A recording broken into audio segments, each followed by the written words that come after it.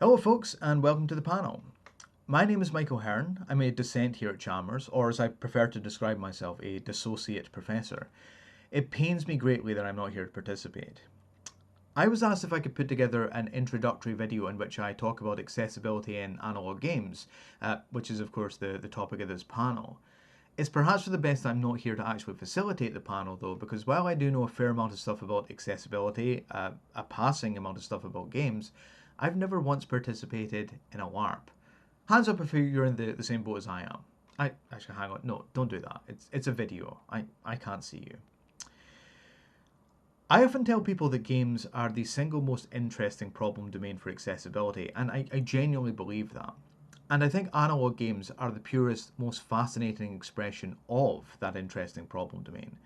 So I thought I'd spend some of the time I have for this to talk about why this particular incarnation, LARPs, is perhaps the richest intersection of all. So let's do this in sections. First of all, games. Games are interesting because they are, at the heart, fundamentally anti-accessibility and philosophy. In games, inaccessibility is where fun comes from. Inaccessibility is when someone is prevented from engaging with something by virtue of a barrier in their way, and games are nothing if not systems of intentional, unnecessary barriers. When explaining this, I keep returning to the metaphor of sports as an example, and that is so unwise because I know nothing about sports. But imagine the origins of something like football. One day, a cave person is kicking a stone about. It's fun, but it's not fun, you know? So this cave person, let's call him Ugg, sets himself a new challenge.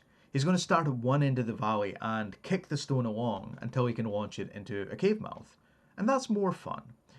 And then his friend Arg comes along, and she says, hey, how about I stand in the cave mouth and I try and stop the stone? So they play like this for a while. Ugg loves it. He's besting his friend. He's showing his skill. He's literally, for the moment, the best footballer in the world. Arg is less keen. The cave mouth is so big, and the stone is so small, and it's so fast. It's so much harder for her than it is for him.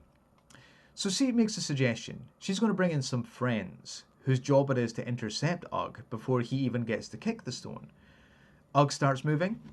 Arg's friends head towards him.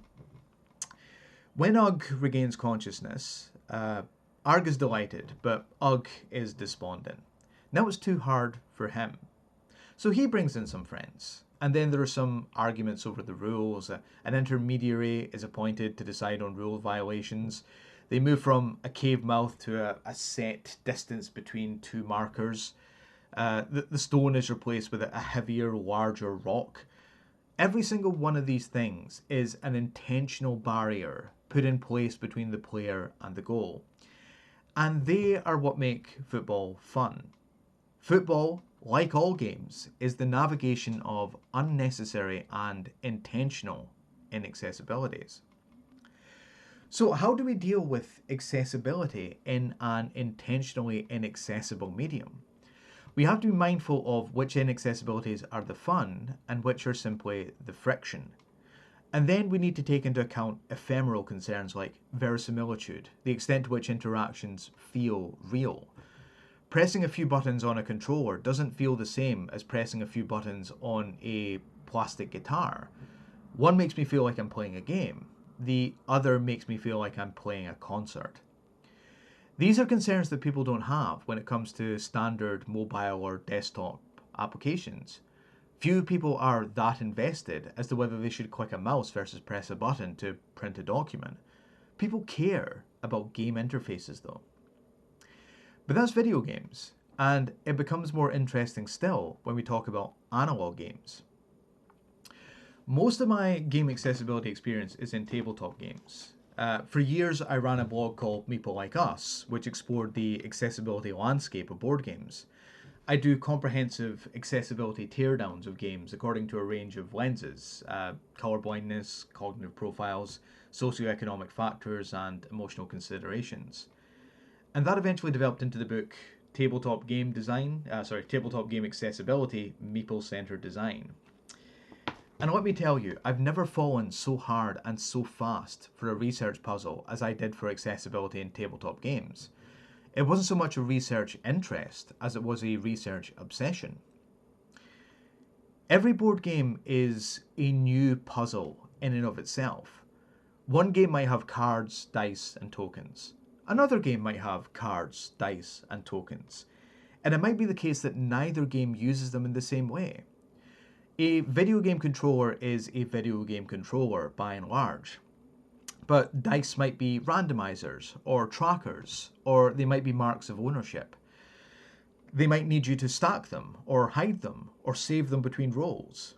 They might have 4 sides, or 6, or 8, or 20, or in one game I'm aware of, a 30-sided dice, which is the only game I've ever seen that uses one. Every single board game is a unique intersection of components, rules, and player dynamics. And I was about 100 teardowns into the Meeple Like Us experiment before I started to see much of anything in the way of overlap. And it took almost 220 of them before I felt I had enough sample points to start to say something definitive about the topic. You can maybe see where I'm going here, which is that every new game design wrinkle adds compounding accessibility considerations, and there's no universal solution that works for all of them. And then there are LARPs, and I'm not telling anybody here anything new, but they're like role-playing games had a baby with the built environment. Suddenly it's all the complexity of board games with the additional constraints of a deep need to consider physicality. The size of rooms matters, the layout of rooms matters, the ease with which participants can reach shared resources matters. Distance matters, both psychologically and accessibility-wise. The psychogeography of place meets the complexity of game design in a puzzle of inhabiting a space. And that doesn't just need to be solved anew for every game, it needs to be solved anew every time that game is played in a new place. The position of a table might be the difference between an area being wheelchair accessible or inaccessible. The noise profile of a room might be the thing that permits someone with a sensory processing disorder to play or not. The complexity of maps has a cognitive impact. Navigability of rules is also navigability of presence. The physical layout of an environment is the emotional map of a game. Physical distance creates storytelling distance. I mentioned the topic of psychogeography because this is my new research obsession, and if you've never encountered the term, let me introduce it through a quote from Hu Beck, which is, psychogeography is the fact that you have an opinion about a space the moment you step into it.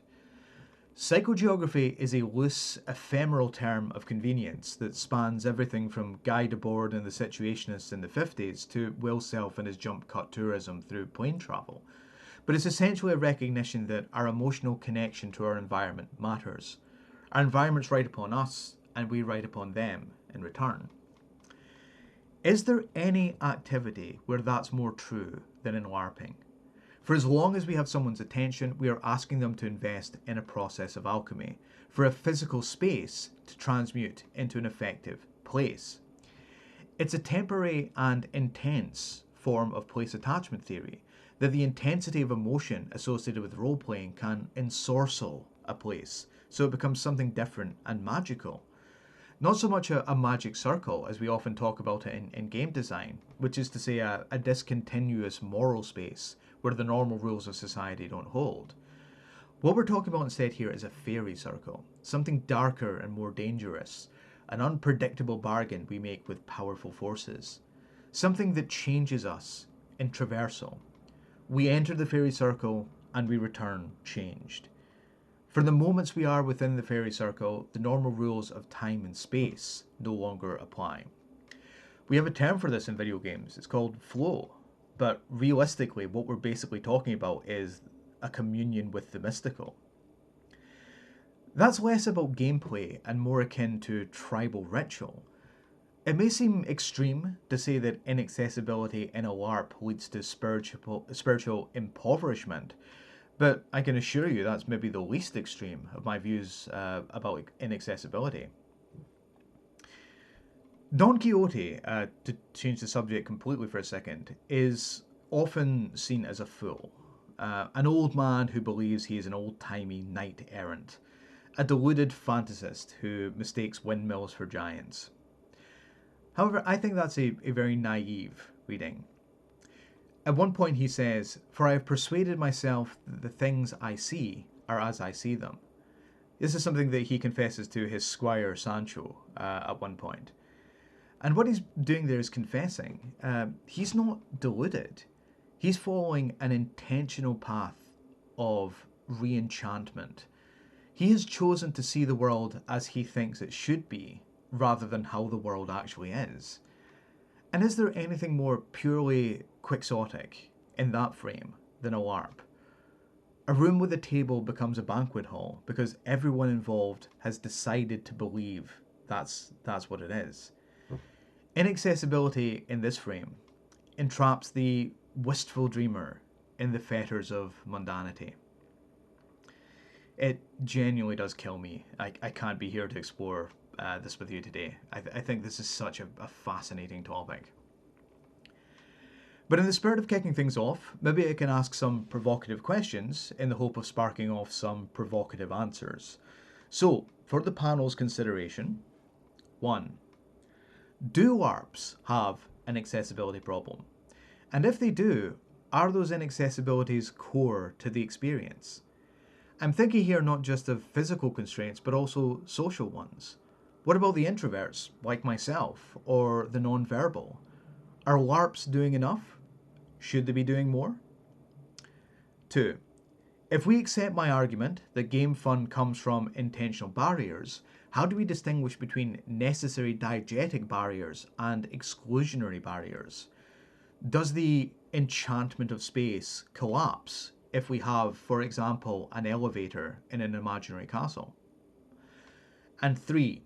There's a lot of performative labour in LARPs, particularly when it comes to tracking social webs, managing bleed between person and persona, and the execution of roleplay.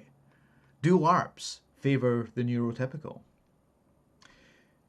So thank you all for coming, and I would be immensely appreciative if you all took copious notes and shared them with me. I am so eager to hear what you've all discussed. Thank you very much for coming, and I hope you all have a productive discussion.